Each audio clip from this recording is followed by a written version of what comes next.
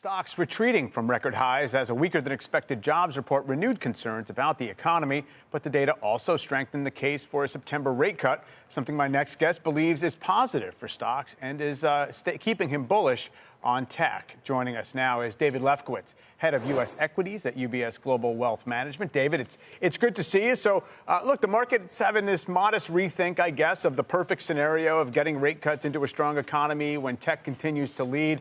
You think anything has changed with today's numbers?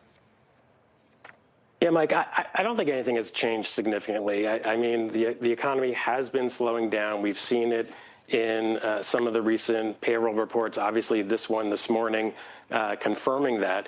But I think the important point here is that we're not picking up signs that the economy is slowing too much, right? We just saw the ISM manufacturing index earlier this week. New orders popped into expansion. I think that's really important to highlight. You know, claims for unemployment insurance, those remain very low. And we just got through an earnings season that was fairly strong. So mixed signals for sure on the economic data. But overall, the numbers that we saw this morning, I don't think changed the story in terms of a slowing economy, but one that's not slowing too quickly.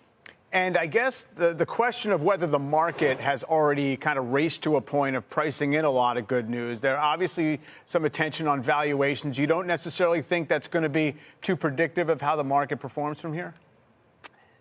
Yeah, I think valuations, obviously they're very important.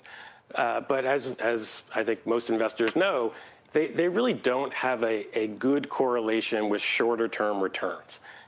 What's going to matter much more in the short term is what happens to profit momentum, what happens to earnings growth. I mean, you can see, it's obvious when you talk about it, if companies are beating earnings, they tend to go up. If they miss earnings, they tend to go down. It's not just valuation by itself that is a catalyst.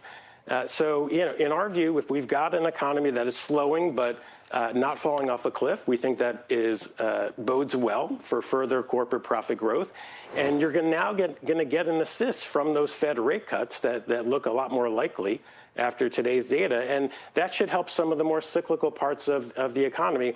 And at the same time, I mean, we just heard in second quarter earnings season, growth in AI investment and adoption is likely to continue at a robust pace into 2026. So we think all the signs are pointing to continued growth in earnings, and that's what we think is going to drive the market higher.